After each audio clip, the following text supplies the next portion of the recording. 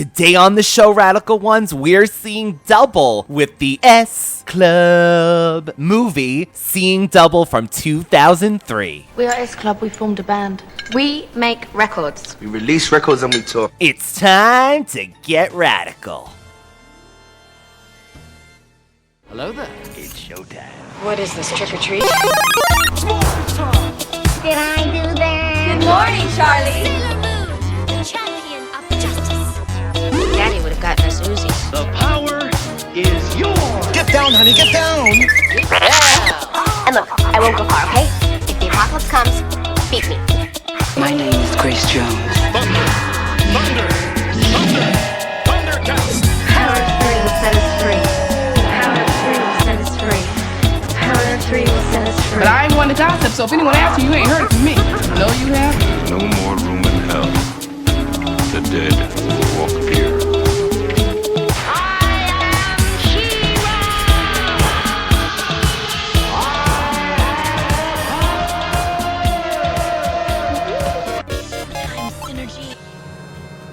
Welcome back, Radical Ones, to another episode of the Radical Retro Rewind Podcast. As always, I am your host, Radical Ryan Hunter, here with co-host Rob. You were about to say David. No, I was actually gonna.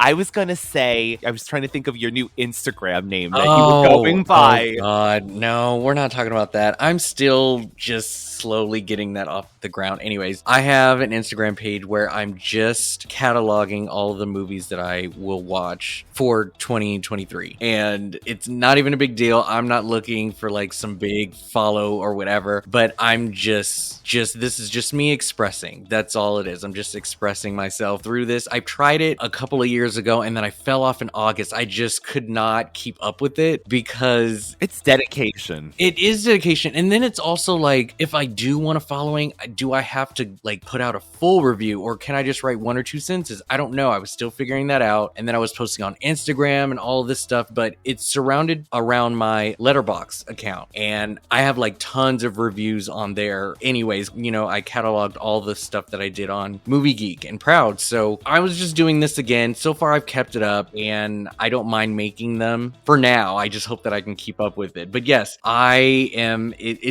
think it's so new. I don't even remember my name.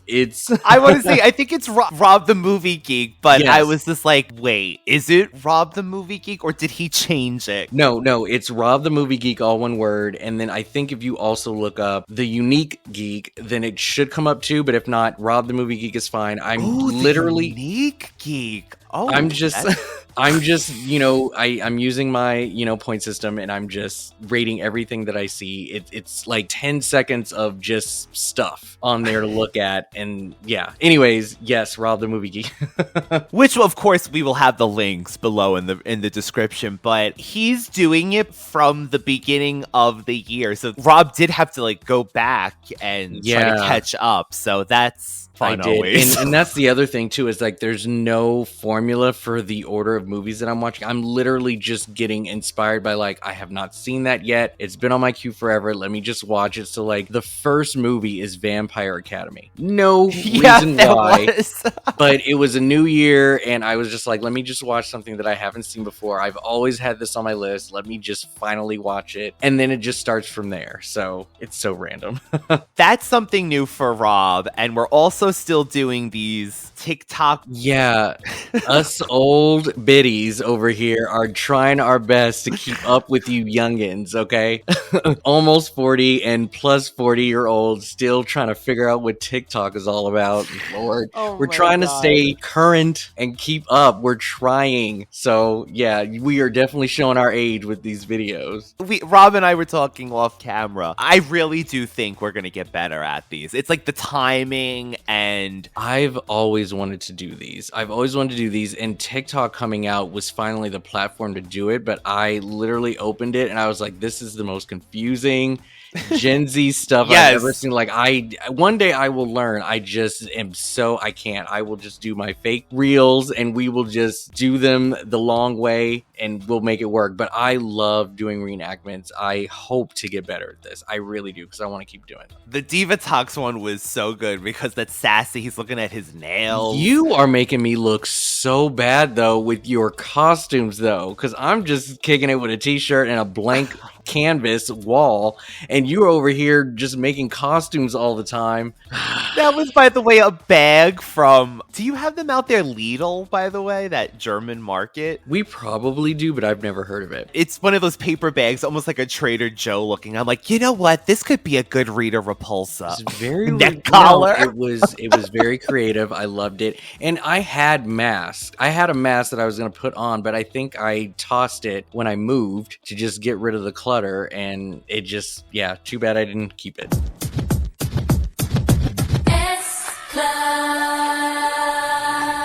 Rob is known, of course, for his movies, but he's also known for games. If you know Rob, he is a game person. A matter of fact, at the beginning of the year, we promised more games. Rob is the one who's keeping to that promise. I sure am. You guys haven't thought of any games to play. I'm like, I'll just think of another one. That's totally fine. So our game master as well, Rob, has brought a themed game for this episode. So why don't you tell everyone? Okay, so this is a very simple game. I mean, you guys are just listening. You're not even watching. And I think with enough voices, we will start putting these games in video, so you guys can actually see. Yes. But we gotta get that whole, like, do you guys want it? Because, like, doing video is tough for editor Ryan to, like, continue to do each time. So if there is a audience for it, we will definitely start putting these games in video. But for now, anybody... I like that.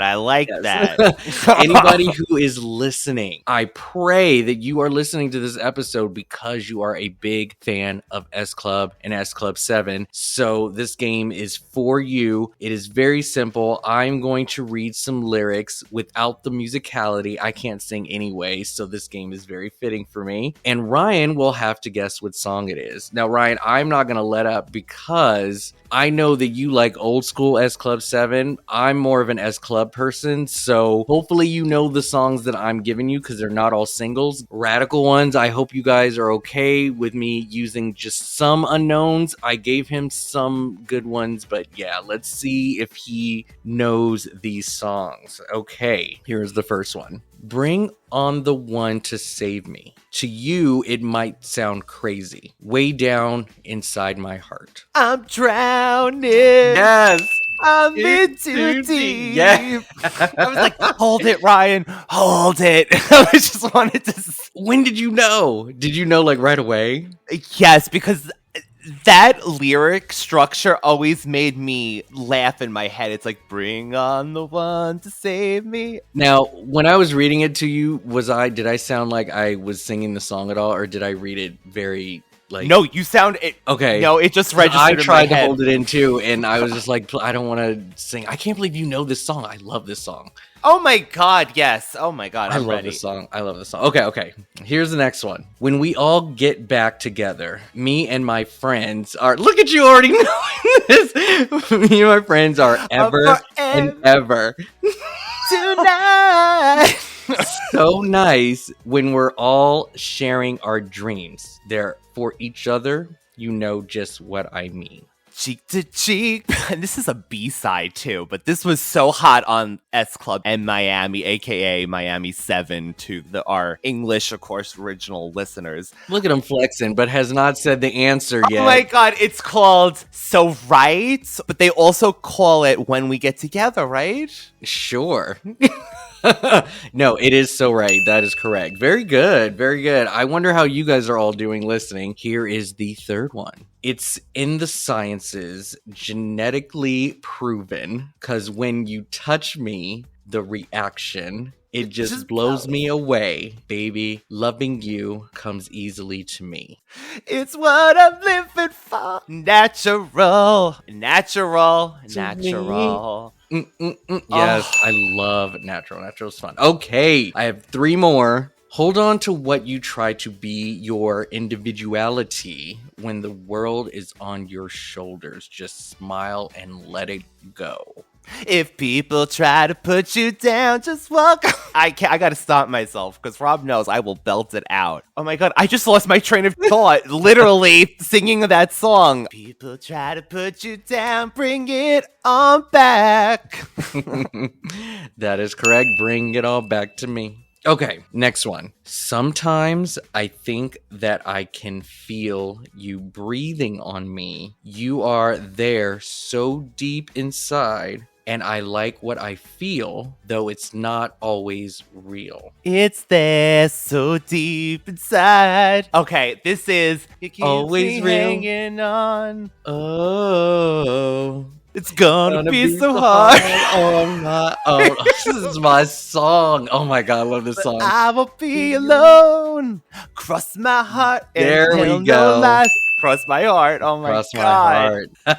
That album, that LA season, was like to me top S Club, top pop. I feel like. Yeah. Anyway.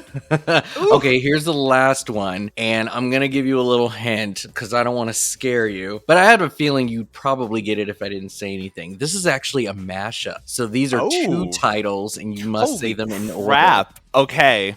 All right. I thought I knew what love was. I always ended up in tears, just the way my world was until you walked into my life. Though it's shining all around, it's all right. The future is bright, and the walls will come tumbling down. Okay, the first one is you. The walls are tumbling down. Can you say that one again? Sure. I'm sure. sorry. Though it's shining all around, it's all right. The future is bright, and the walls will come tumbling down. It's all right. Literally, it's all right. Okay, so what is the title of this mashup? It's all right? It's not It's All Right. Nope. You got the first part right. Yes, it is you. And the walls come tumbling down.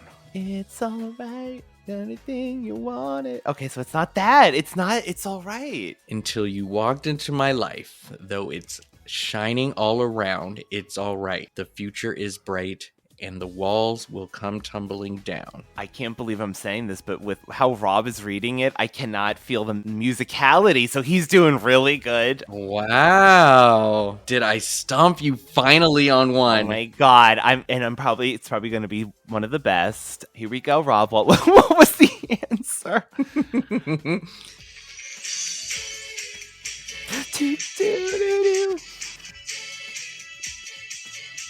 You know it now?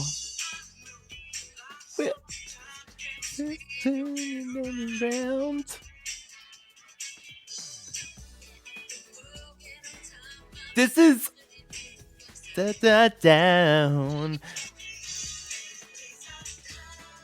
Oh my god. We should have recorded this on video because I am... It's S Club Juniors, right? Anytime, any place. I could call my name and I'll Nope, be you need there to listen to this more without times. So it's Anytime, Anywhere. That is the name of it. He got me. He got me. Well, you were very impressive, and you know what's funny? I'm listening to their music catalog. I know there's a word for it. What is the word? Yeah, catalog. No, music No, catalog. it's like a what is that word? It's not discography. Discography, yes. I was listening to them and I was like, I don't know any of these songs. I thought I knew the lyrics to all of these, and I'm really bad at it. I thought I knew them better. But honestly, like most of these, I don't know the actual lyrics to them. Some of these I was like, oh, is that what they said?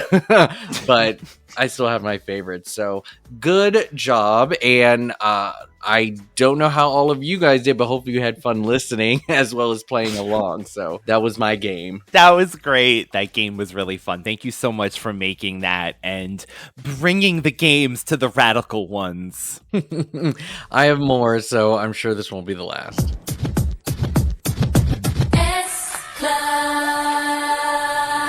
Today's topic is S Club's movie, Seeing Double. But before we get into that, the reason this came about, not just because I want an excuse to talk about S Club 7, but Radical Ones, there is rumors afoot. It's basically almost confirmed. S Club 7 is getting back together for the 25th anniversary, and they're doing a tour. Please, God, can't we get 2 dates in the United States? No, they're not coming here.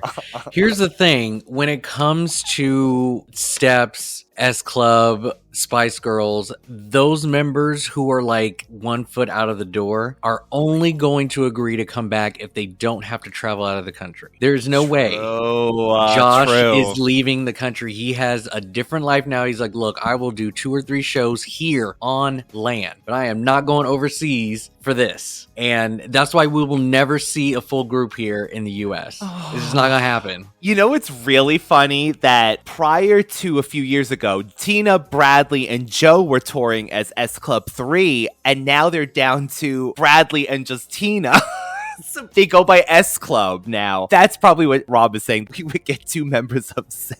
Jeez. Maybe just 1. That's just the reality of it all. So, I mean, we got a reunion of Spice Girls, but honestly, yes. Tosh was just like, I'm not leaving. Like, there's just no way I'm leaving the country. So, yeah, unfortunate. But yes, I did also hear about this reunion, and I'm happy for them. And I hope that when they do come out with new music, do we want it as bubbly as before, or do you think that they are possible to have a mature sound? Or I shouldn't say mature. It's not like they were immature before, but a modern sound, like, accomplished. And Steps, I think, did it beautifully. I'm not sure, like... album is so good. But this is not about Steps. That's true. We are on S Club right now. But let's say if they could take that formula, because I think with the Seeing Double album and the live and things like that, they were kind of getting more adult sounding. So yes, I would love a modern S Club 7 album. Not just a song, not just sell another greatest hit so Ryan can import this one too. Give us an album, one more album as a 7. Yes, modern, mature, and ballads, of course. Well, let's hope that we get a concert like we did with Spice Girls, and I can just watch it on YouTube, because, yeah, traveling is expensive. Oh my God, especially now. Forget about it. I can't even imagine. S Club. How did us 2 little American boys find S Club 7? I mean, yes, it was a global sensation probably everywhere but us, but we did have S Club. It was a moment in the US. Never Had a Dream Come True became a #1 song on TRL. They actually came to TRL, I remember that, to perform in their winter outfits. You know, those Never Had a Dream Come True, like, I do whatever the that. hell they were wearing. I mean, when you get black people to actually be like, okay, that's the jam, you know that you've made it. I mean, I can literally pinpoint each boy band and each like Britney and Christina and girl groups or whatever, and be like, there is one song that black people will listen to, and that's when you know you've got a hit. Not that we are the deciders, but to get them to like this white ass music, like, it's an accomplishment. And Never Had a Dream Come True was one that transcended all races. Like, you just couldn't stop it, so it made sense. I mean, their TV show was running parallel on, it was first Fox Family, then it was ABC Family, and in America, it's actually called S Club 7 in Miami, S Club 7 in LA, but in the original country of England, it's LA 7, Miami 7, Hollywood 7, and then the last season was Viva S Club or whatever. But so did you follow the series even till, I mean, I think I know, but like even to Viva S Club, which was their last series? No, I have such little memory of this show. So I want to say that I saw mostly LA and a little bit of Miami. Which one had Linda Blair? LA, which is my favorite. Well, there you go. So, I mean, I think it's just due to my age and just sort of my access to television. That is what I remember. But honestly, I like plot points, any of that. Like, you don't ask me, and I don't remember any. But LA was probably the most exposed of the series. And then I just kind of noticed how the show progressed with each theme song, because it was a song that was chosen to be the theme song, and I fell in love with that. But then when it came to the show, I just never watched. I don't remember exactly how it happened. Most of the music that I would follow or discover is because they had some kind of concert on Disney Channel. Now, I don't think S Club had one. They had an ABC concert though, so maybe you saw that. But it was either that or a specific single. It was either You or maybe Bring It All Back. I don't remember. Something triggered me to pay attention. But what I wanted to reveal, this is so my age right now. So I bought the... yeah, it's hard to really pinpoint. So the CDs that I bought, I believe, was the first 3. They only have like 4, right? 4 or 5? So yeah, it's 4, and they I hate this. They have like 4 albums, but condensed it in the US. They would cut songs and put them together. Yeah. Why? It's hard to do that. But anyway, so I have at least 3 physical CDs in my collection of S Club, right? I would listen to them, pick out my favorites, but honestly, it was never really a group that I gravitated to. Having said that though, I discovered them and made the move to listen to them more through BMG. Do you remember BMG? They were on that? Yes. I lived for BMG. So BMG was a CD collection catalog thing where it was like Columbia House and all of that, and you would buy CDs for like a penny, right? They would try and get you with these deals, but then, of course, tax and everything and shipping just really bumped it up. But there were moments where if you bought a certain number of CDs, or if you bought it during a certain month or whatever, CDs would cost like $5 if you get like 5 or 7. Like, they had so many good deals that if I heard remotely anything new to the pop phenomenon, I bought it just to try it out. I discovered so much overseas and music groups like Play and Five. And first of all, if y'all don't know Play, oh my God. Now this was a girl group for me. These girls had voices. They're Sweden. I love Play to this day. If it's not an English pop star, it's a Swedish pop star that come up with those bangers. Always. But like Samantha Mumba and like Billy and like all of those all of those overseas folks, I found out and discovered through BMG. BMG was like, I would get that catalog in the mail and it would be the joyous 2 hours of my life, and S Club was a part of that. So after Never Had a Dream Come True, then I was at Sam Goody and all those other places buying the CD. And so that's how I discovered them, I think, is that I just took a chance on them when they were on BMG because it was just cheap. Anyone who doesn't know that Rob just brought us back ordering CDs in the mail. And I cannot tell you how many people at my school, Rob, is this universal? The people that would say that they sent it, but then they didn't pay the money, but they got the CDs, but then I heard so many people at school saying, all you have to do is mail the thing, but you don't have to pay for them. I'm like, what? Anyway. Is that universal? Did every kid do this thing? I mean, I didn't do it. I don't know if I remember a trick like that. I guess I was just too scared to even mess up my name or whatever, because it was all under my name. I was like, I'm not starting my credit bad already. That's the thing, Rob. And they said they would make up fake names that would bewildered me as a kid. Yeah. I don't know. Yeah. I saw the TV show. I fell in love with the cheese. The songs were just the icing on the cake, Rob. I really try to make a movement for this band in the US at my local high school. If anyone's listening, Philip Talon, anyone out there who went to high school with me, you will know I tried to push S Club 7 and it was not happening. First off, in high school especially. Yeah. And then second off, it was the cheesiest music in the sense of that's not what people were listening to. I was listening to S Club 7 anyway. Yeah. I was obsessed, Rob. I mean, I VHS taped those episodes to make sure I got them. I was on the forums, online, importing CDs from Amazon. And you know what? I think the height of my love, it showed that my father was able to name all 7 members. So that just tells you what the hell was I doing to my parents too with this band. That's amazing. I love that. I love them. When they got back together a few years ago, I remember running home from work just to see this YouTube upload of them performing for this Children in Need concert in the UK. And they did go on a UK tour at the time with all 7 members again. I just, when this came around, I'm like, please, finally give us the album. S Club. I have high hopes. I am definitely going to give them a chance when they do. But it's great news. And I mean, what a perfect time to do that. And you kind of have to owe it to Steps for kind of opening that possible door because, you know, man, they're killing it right now. And that group has been around forever. So yeah, forever. So yeah, I always say if they can do it, why not?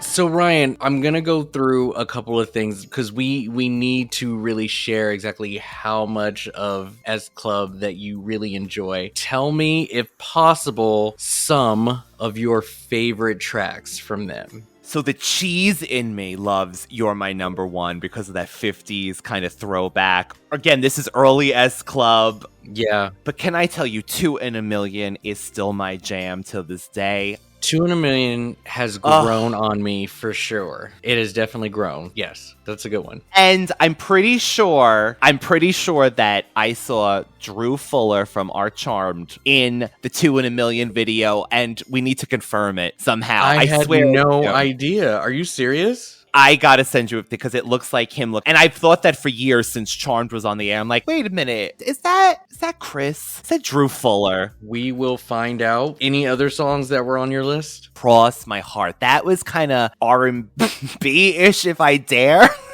say, for S Club. Cross My Heart is one of my favorites too, so we have that in common. Is there any other ones? I mean, Natural is amazing. Natural. Love Ain't Gonna Wait For You. Alive is just... Okay. There was a time in my life, Radical Ones, where I used to actively bring that CD to parties and try to get people to play that song, and it didn't catch on. It didn't. Straight from the Heart on their last album is a ballad. I absolutely love this, but it is so cheesy, but I love it. I just love it. Honestly, even their B-sides, Rob, so many things. So what about you? What are some of your favorites? So you named 2 of them, Alive and Cross My Heart. So good. I love those 2 songs. Natural, again, is another one. And I don't know if it was Natural or Show Me Your Colors was my first exposure to them. I mean, I want to say like Bring It All Back, but that song didn't really hit me to be like, oh my God, that's one of my favorite songs. I think, remind me when, I think it was The Oldest Brady in one of the episodes. Yes, Greg Brady plays their manager in Hollywood. Their manager, okay. So then they went to like some airstrip or whatever, and then they did that like Show Me Your Colors. So Show Me Your Colors. Okay, so yeah, that is a very vivid memory that will never escape me. I remember that scene so much, but I could remember if it was Natural or Show Me Your Colors, and so it was Show Me Your Colors. So yes, that song I think is my absolute favorite song of S Club. Show me. It is a really good song. I just love that song so much. I am more S Club than you. I like most of their latest stuff, and In Too Deep is really good too. Oh. I think I can't remember. I think this is John's. Yeah, it is. It's his official song. Yeah. If you weren't Bradley or Joe or Rachel, they kind of sparingly gave you like a song. If you were like a Hannah, a Tina, a John. Yeah. So In Too Deep, I really, really like, and I don't know if that was ever a single. No, but it should have been. If it should have been a mature audience kind of thing. Yeah, I like that one. Okay, so we have favorites. Now I want to ask you which songs, or maybe they overlap, are the fun ones. And what I mean by fun, I mean you have a very hard time either dancing to or lip syncing to, or they bring like the biggest smile to your face. You're My Number One because of that cheese. Okay. This song always remind me of a Spice Girls song, Love Train, where Paul How did Love Train go? Love Train, getting on the Love Train. Okay. Love Train. Okay, I think I know that one. Yes.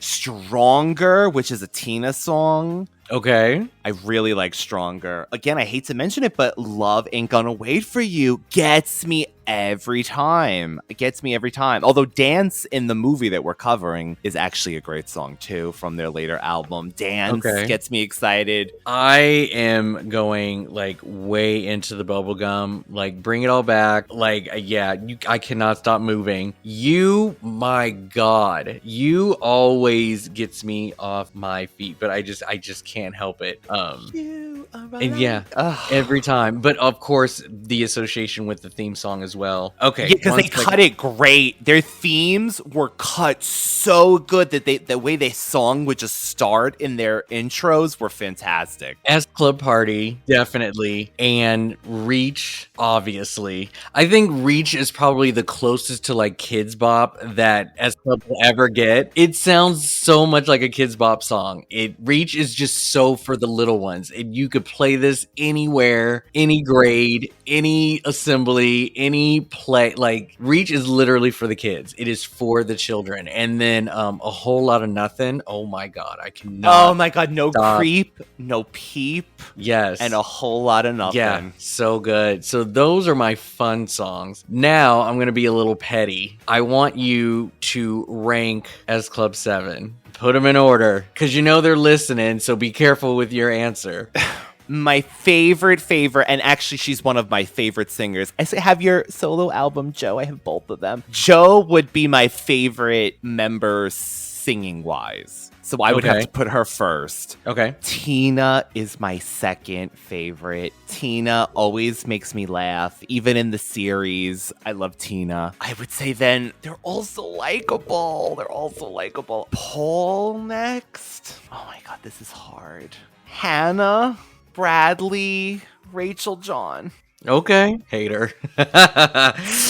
No, I'm totally kidding. Okay, very cool. I have absolutely no reason for my order except for vibe, and Hannah is first only because she did Son of Chucky, and Tina, then John, then Bradley, Rachel, Joe, and Paul. That is my order. Actually, Hannah is extremely likable always, too. So I could see her being number one. Yeah, I love her. Now, if you can, and again, because of how they mixed up the US versions of these albums, I need you to rank the albums now. I would say 7, which is their second album, which is the Never Had a Dream Come True, Cross My Heart. That's your favorite? That's my favorite. That's amazing. I did not think you would pick that. That's my favorite too. Yeah, well, it had more of the songs that I liked. I don't think there's really ever been a full album where I liked all the songs, let alone half of them. But there were ones that were bangers, and I will forever listen to them today. But again, 7 had the most songs that I liked in one album. And 7 had a lot of songs cut for our US too. Oh God, why do they do this to us? So 7, I would say Seeing Double, which is their last one. But in the US, it's called Don't Stop Movin', and they would combine their album Sunshine and Seeing Double together. Yeah. 7, Seeing Double,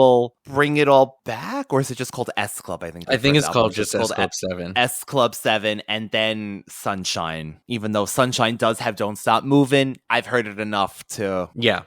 No, that's good. I mean, I think my list is pretty much aligned. But yeah, I was more S Club. So yeah, 7, Don't Stop Moving, my top 2, leading back to their first album or whatnot. So, okay, good. You survived that. Look at that. They still love you out there.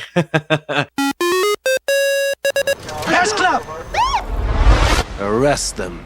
You can't arrest us. I mean, we're a famous band. You're the S Club? Yes! What is the S Club? Yeah, come on. You mean you haven't heard? They're only the hottest pop group in the world. And now they're coming to America in their very own movie.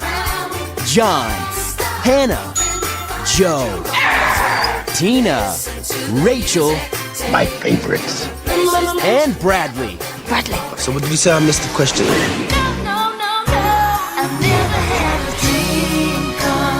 They're the worldwide sensation with chart-topping CDs, high-octane stage shows, and now they burst onto DVD and video can see us on TV. in their awesome new movie, I think they're clones. It's not science fiction anymore. Seeing Double. Blow this entire building to oblivion. Hold up, time out. It's a fun and funny adventure. Okay, so where are the heroes? Wall to wall with brand new, We're the heroes, you mook. way cool S Club music from the creators of American Idol and as seen on the ABC Family Channel. Look at the time! The S Club in Seeing Double on DVD and video. S Club. When thinking of putting together an S Club 7 episode, it didn't make sense for us to do series. So I was like, how can we do this without the series, a condensed version of S Club? And forgive me if the 7 pops in and out through this. I miss Paul, by the way. Paul was one of my top favorite males in that group. So his presence was missed. Your presence was missed, Paul. I had asked Rob, let's do the S Club 7 movie, Seeing Double. And I cannot lie. It is not a great movies by any mean, but we will talk about it. So Rob, I can't wait. I pray that those who are listening right now are not S Club fans, because if you are, this is not the portion of the episode for you. I know I said I hope you're a S Club fan right now for listening, but now don't listen because it's that time. So Ryan had me watch this, and we should have put this episode out like 3 months ago. I didn't intentionally push it back, but I knew for a fact that I was not going to like this. But I will do anything to keep my job here on the podcast. So, and he put in a lot of work into it too, because he sent me a copy that I did not ask for, but it was going to get watched. So I watched this movie, and I definitely kept an open mind. I was open to it because of the fact that it had the same director as Spice World, and I love Spice World. And I expected the cheesiness from it too, but there was a lot of production put into Spice World that did not get the same treatment here. Yeah. And that, unfortunately, is the reason why this movie is just not good. It's just not. And I love the fact that, you know, the 6 that were in the movie were having such a blast, such a good time, and just immortalizing their career in the form of a movie. It just made sense for them to have one. But this was not good, especially when you compare it to the brilliant TV show where they acted better and they had better storylines. I don't know what this was, but the editing was bad. Just the plot itself did not make any sense. Like, there was just no point for the clones. There just wasn't. But here, I want to preface this that my biggest concern and issue with this movie was the fact that we went over an hour without knowing why this movie plot is even in fruition. Like, we don't understand. They don't say anything about why there are clones of S Club. They are just finishing up a tour, and then all of a sudden some guy wants to make clones out of them, and they've just secretly taken over their portion of the tour in the US. And you're not given a reason why they were made. The manager gets kidnapped and he's cloned, and there's just no so the whole movie is just the real S Club trying to get to LA to not clear their names, because that's the other thing. They didn't even do anything to ruin their name. It's just the fact that they are imposters taking over. And it's at one point they thought they were stuck. Where were they? In France or Belgium? I forget where they were. Barcelona, when they in Barcelona. And it's just, there was no stakes. It was like, they're making your careers hot right now. Like, what do you care? Go on that vacation you wanted this whole time. But they needed to make it to LA. That's the thing. Tell me Kim Fuller, who is the brother of Simon Fuller, who put this whole thing together. Again, he worked on the Spice Girls movie, so why would you have it start off kind of like the same, right? The band coming through to the bus and them going, we want a vacation. I'm on 4th now that the tour's finished. A month, a week, a day, they all sound so similar, don't they? Alistair, you promised us every single time. You promised us. Okay. Time off starts with a week in LA, right after this press conference. No, that's ridiculous. For the album. It's a great album. But you've got to promote it. like Rob is saying, it's not done in that fashion. It's kind of like cheap, like no budget. It's weird. So for those who definitely didn't watch this, because this movie is hard to find, the reason for them being cloned and used was this evil mastermind guy who for some reason had the technology to clone people. And there was even a part in the movie where somebody was like, if you have this technology, why didn't you clone the president or the governor or somebody of importance that can like change the world? And so his reason was because he was a huge fan of the group as well as other musical icons that he loved. He would write to them, and as a fan, nobody wrote back to him. So he felt that if he cloned his favorite musicians, that he would be able to do whatever he wants with them and sort of like use them in his own fantasy way of how they would treat fans and use the music or whatever. So you're the guy who bought the knickers off the internet? Yes. I wanted to meet you all in person before I tied up the loose end. You must be wondering why I brought you here. I used to have heroes, stars who I'd write to, but who never replied because I didn't count. I was beneath them. Then I realized I can grow my own stars, program them to obey me, do whatever I say. So I started collecting their DNA. But it doesn't make any sense, though. I mean, if you want power, then why not clone people like Bill Gates or President Bush? You can take over the world with clones of that caliber. Tell me, who would you rather see stepping naked out of an accelerated growth pod? Bill Gates or Britney Spears? Britney, definitely. And here's the thing, the clones had like zero personality unless they were on stage. So again, his reasoning was weird. He didn't use them as personal like music entertainment at his castle. It was literally, it was just the weirdest plot. Yeah, you're right.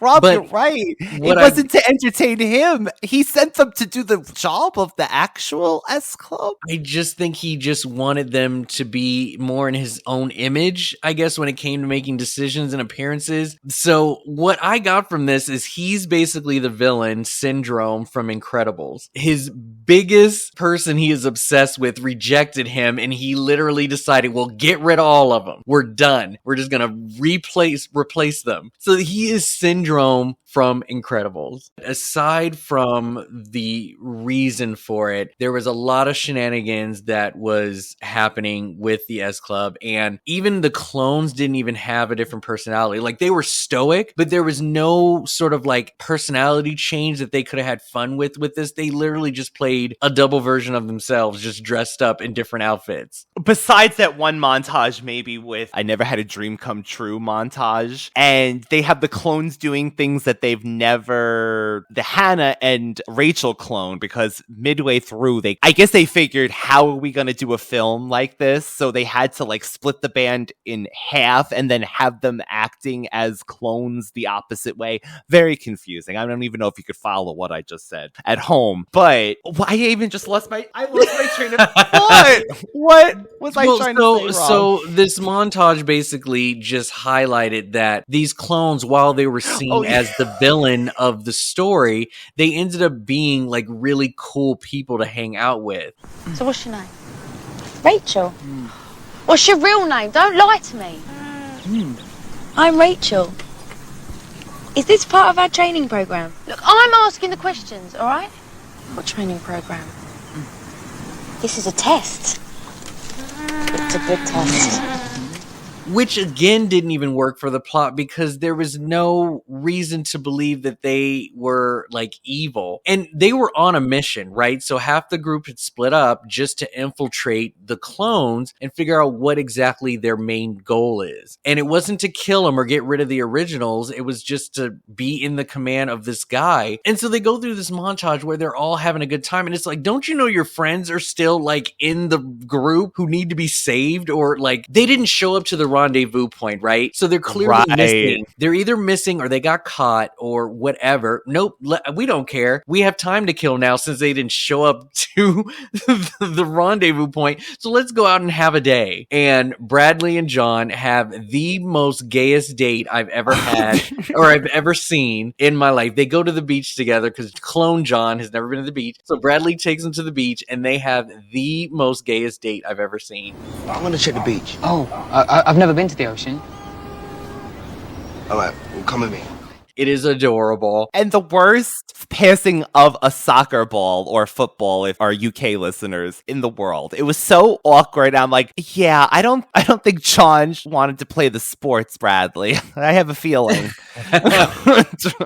I just didn't understand, because it would be different if they were like, oh, I hate the way that you know, like if the bandmates were arguing with each other and then like the clone sort of showed the side of them that they would want to see more. Like there was just no reason for them to have this like fun moment because it didn't really like elevate where the story was going. It was just like a moment for them to have fun, but it's not like they never had fun together. So it was just like, oh, maybe I guess this was just a version of the vacation that they wanted in the beginning. Maybe that's what it was. I think, no, the only thing it was, I think it was to show that they were just work on the opposite side and they've never experienced life before. So now these clones are going to be liberated and experiencing all these beautiful things. But I have a lot of thoughts. I have a lot of thoughts. Okay. Let me try to put this together into a cohesive thing. I really wanted this movie, and I've seen this movie over the years. Like when I got it, I actively waited for this DVD to come to Amazon, going, oh my God, I can't wait for this movie to come. So I tried. I wanted it to be a Spice World movie for me. I kept trying to get it to that level where you could rewatch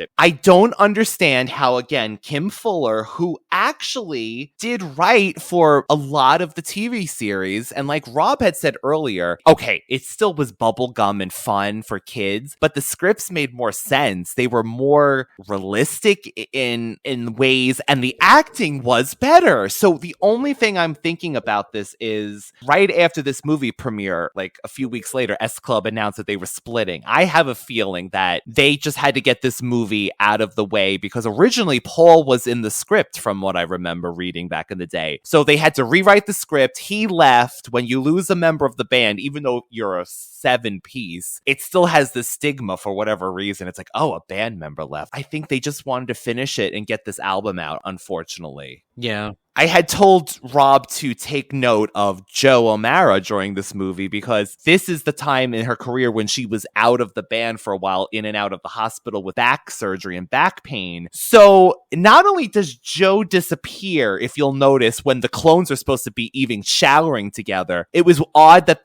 John and Rachel and Hannah weren't showering, right, with Bradley and Tina, but no mention of Joe. I'm saying this because they would just awkwardly forget that she was supposed to be there, or they would have this really not same body type stand-in that would run for Joe or do like moves or bad wig I'm thinking too. Any running scene, they definitely removed her from the frame of the shot that they were doing. And then if there was any heavy choreo that S Club was doing while they were doing one of their musical numbers, she would not be a part of it. The one thing that worked in their favor with this was they did try and create a gag for Joe so she did not have to run with the group, and this was towards the beginning. They escape out of the hotel that they were staying in without paying the bill, and they all are running around the city and cutting corners and whatnot, when apparently where they needed to go was literally next door. And so Joe is the only one who's figured this out, and she walks next door and she's waiting at the front door for the rest of the group to catch up. And then when they get there, she's like, we were just right here. All you had to do was walk down here. So it kept her from running, and I get it, and it was all right,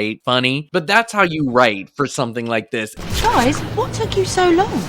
The prison is right there. The scenic route was better.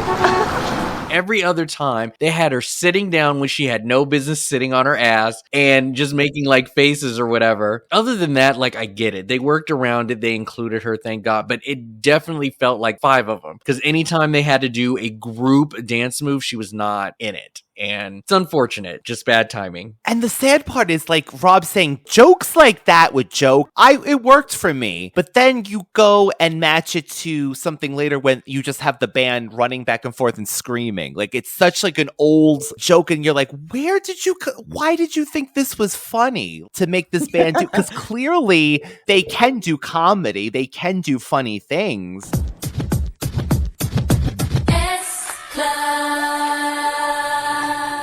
To not be all downer, and I do want to get into some other crazy plot points, but just to break this up, I do think there was potential in more of the second half. I told Rob, there's a segment when John, Hannah, and Rachel trade with the clones, right? And they're in that training program where they're put to bed and they're kind of realizing that these people are going to be permanent replacements, as they called it. And they're learning to be them. And they kind of played like a creepy sounding music. And I'm like, okay, this works, because if they would have played it more serious, like they're going to kill us. I mean, of course you can't do that, but honestly, kids in the 2000s weren't that naive. Good night, S Club.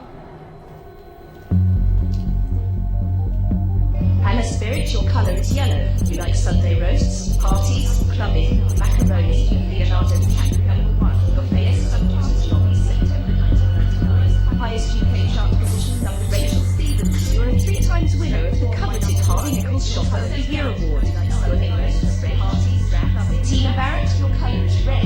You like lions, watch television, and ragging nights out. You like jealous, loud, silly. John Lee, your colour is green. You love your dog Molly and your bunchy Harry boy. You prefer vegetables to meat. Your favourite hair product is John Frieda sheer blonde hair. This thing, it's like a crash course in how to be us. No, they're not just lookalikes, they're permanent replacements. Guys, we have to get out of here. We've got to warn the others.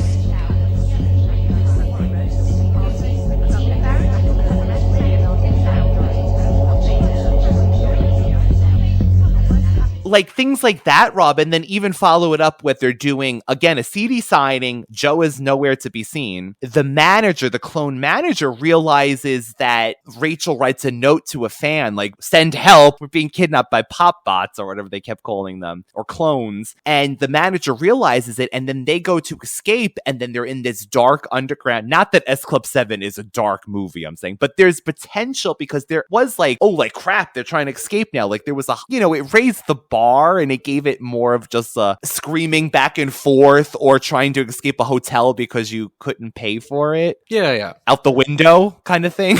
Don't you see, Gagan's gonna clone us again from our fingernails. Yeah, he's got what he wants now. He doesn't need to keep us here anymore.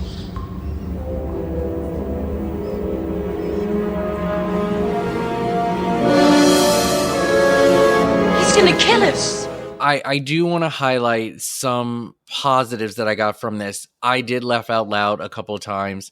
I did find there was a joke when I think they finally make it to LA and they see the clones sort of dancing together, or I think they were preparing for a music video shoot, and so they were in training and they had the dance coach, teach them the moves or whatever, and they were watching from afar of this group, and then Bradley says, wow, they are really identical. And so what happened was that when they were watching the group, Joe was the only one having trouble with the dance moves. And so Bradley says, wow, this group is really identical to us. And then Joe's like, you bitch. You're gonna have to try harder than that, Joe. Hold it there. What? They really are identical. Because even it's funny that a clone who was like literally created to like be robotic and like have programs on what to do, and you still have them messing up. And so the fact that Joe, a clone, was still having trouble dancing, it's like, wow, you really made them identical, because even this clone can't even get the moves right. That was funny. I like that. I enjoyed the grass or the hedge maze. I enjoyed that. Oh yeah, I like the sweater. The sweater thing, I thought that was very clever. Hang on a minute, has anyone seen my sweater? And the shower scene. Like, I was dying with the shower scene. What do they kept calling it? Like BB something? SBB. Shower before bed and shower before breakfast and then shower before bed. Yeah, SBB.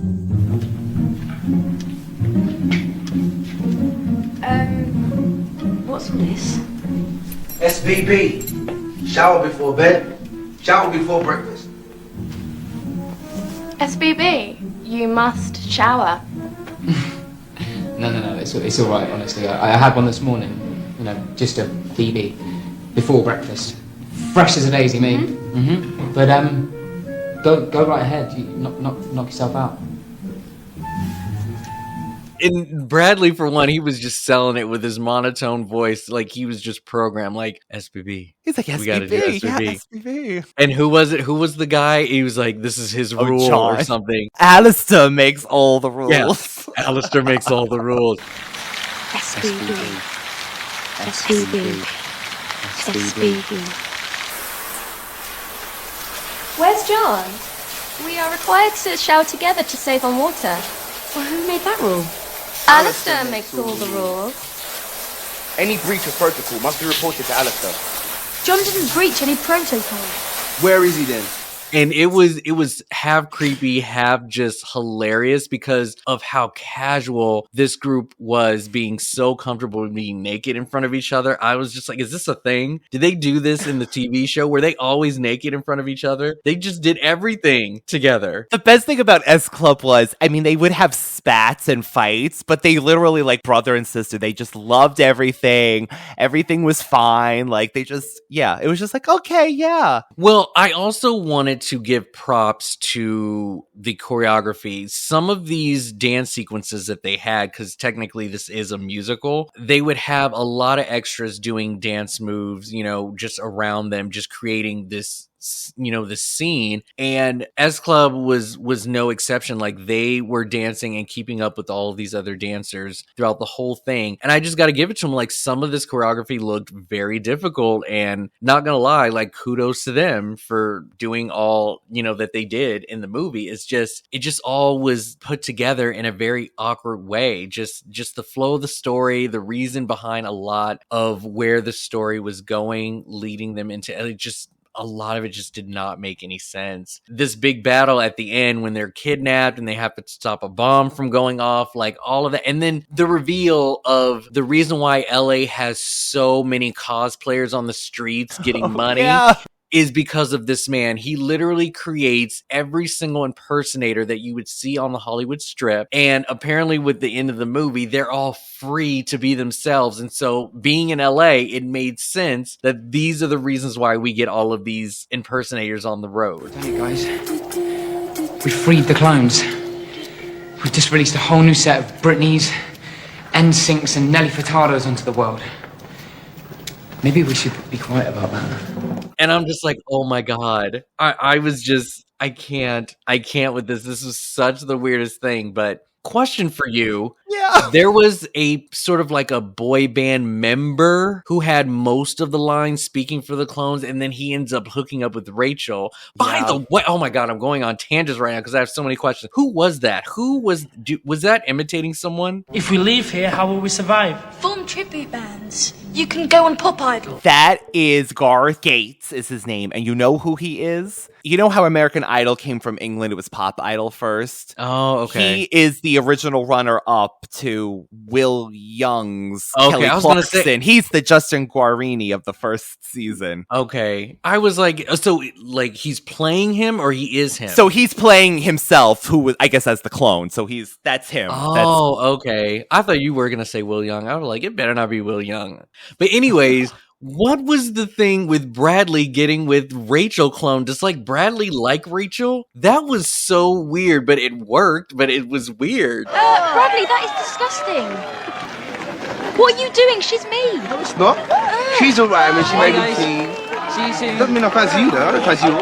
Yeah, well, that goes for you too. Oh, come on, you lot. Stop bickering. You mean when she goes, do I tie you up now, Bradley? Yeah. He's like, oh, we'll talk about that later.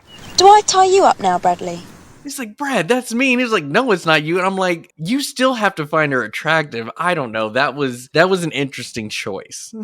Yeah, because they pushed that a few times. I mean, it's cute, like a little, I guess, flirtation. But yeah, they never did that in the series. This like a more of this movie kind of thing going on here. Yeah. Speaking of more of an adult thing, there was a few things in this movie that Kim Fuller here tried to get in. So I picked up, Rob, that not only the assistant having the vibrating egg. Game Boy and vibrating it. Oh, no. My last dollars and the address of a place I rent when I'm in LA. 5. Funny. That was just like random. She's handing S Club all different things. She accidentally gives her vibrating egg. Oh, in the beginning, when they're doing the screaming because they're late, that's what I didn't like. That's when you like start with real cheese. I was like, what is happening? This joke was running way too long, and it just was not funny. Because it also took them forever to even show why they were even screaming. I was like, what is happening? Yeah, wasn't good. Rachel falls down because she has a sleep mask on, and she goes, am I dreaming? What is this big hard thing? And then John's screaming, and she's like, oh. So that was another thing.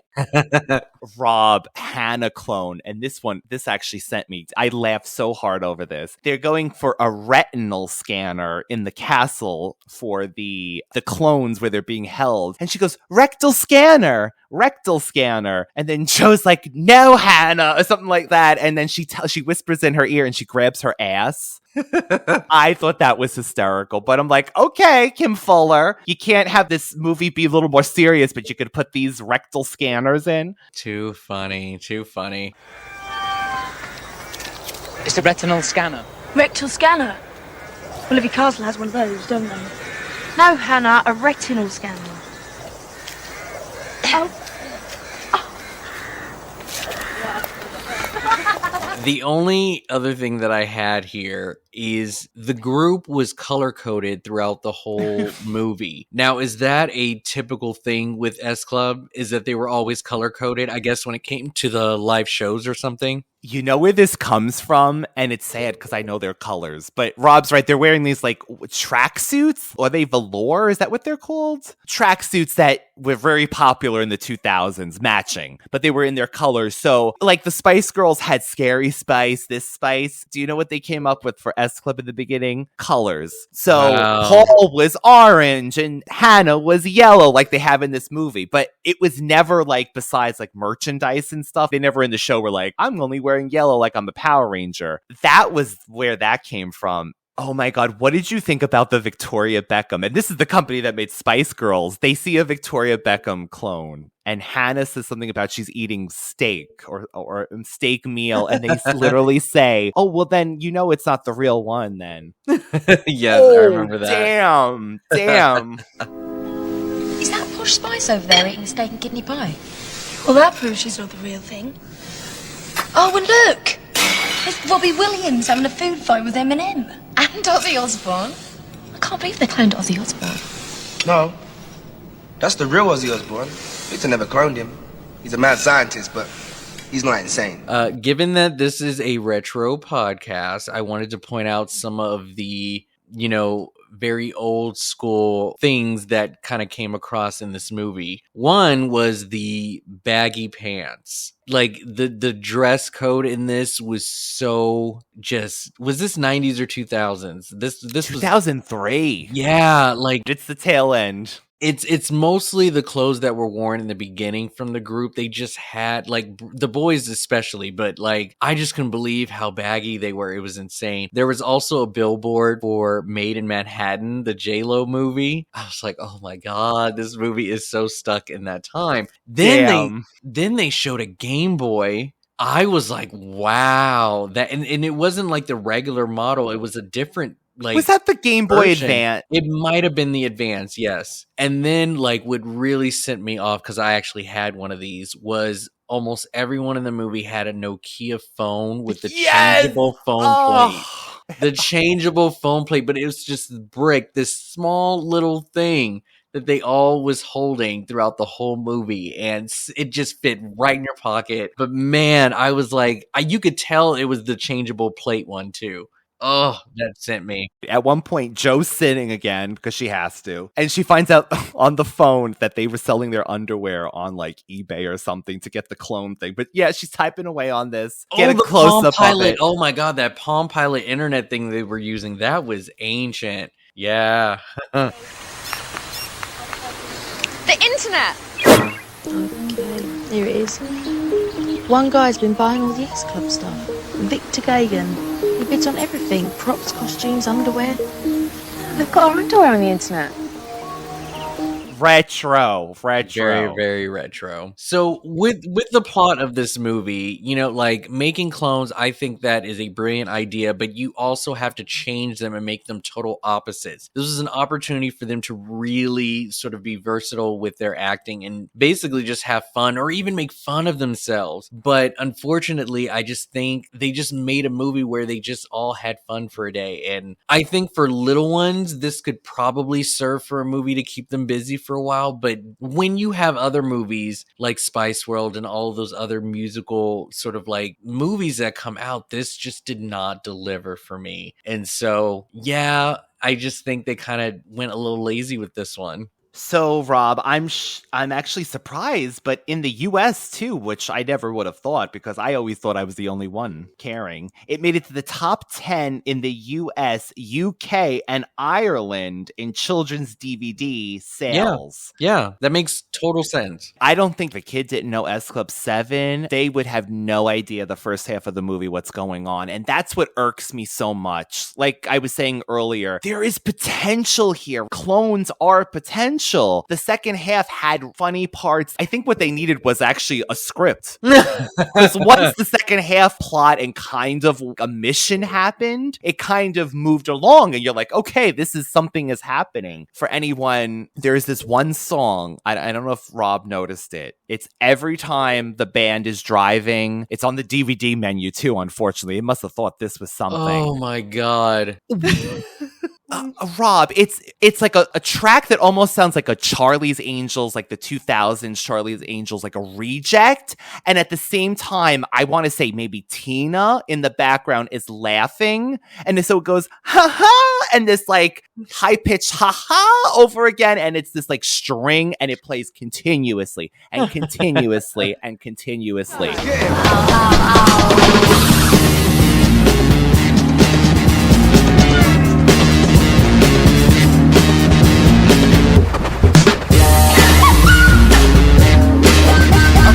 I don't know what that was. Why did they do this? Why did they do this? That could have been any S Club song. Make it any other S Club song. So Rob's right. The movie is not available probably anywhere but eBay or Amazon for a physical disc.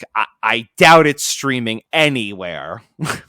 And it's unfortunate because I want to love this so much because I love the band so much and I love the TV series so much. But I would say if you are not a fan of S Club 7, I don't think you'll get anything out of this movie. You'll be left questioning what's happening. I would agree with Ryan. There's really nothing here to even watch, even if you don't know the group. So with that being said, I would say, you know, if you want to expose yourself, find like old school scenes on YouTube of the series. I think those are pretty fun. I don't know if any of the series can be found streaming or on DVD, but I would totally rewatch the series just for kicks and just to see sort of the star-studded cameos and special guests that they had throughout the series. They did get popular people for that time. So with that, you know, I think that means people were paying attention. They were a commodity. It's just this movie as the last thing or almost last thing of their legacy is just unfortunate. Hannah did actually break out a little into the US market. Rob said earlier she was in, I think it was Seed of Chucky or one of the later Chucky movies. She was in Cody Banks 2. Oh, she was. That's right. And I said Son of Chucky. Lord help me. Seed of Chucky. Yes, that's what I meant. Well, he was, technically he was, Seed right? of Chucky. Yeah. So horrible. And she had that, it was a UK show, but it was on the Sci-Fi here. It was Prime Evil. It was a dinosaur series. Yeah. No, Hannah be acting. That's why she's my number one. She be acting. So yeah, good for her. I'm glad she became something, and she is fun in this movie if you're a Hannah fan.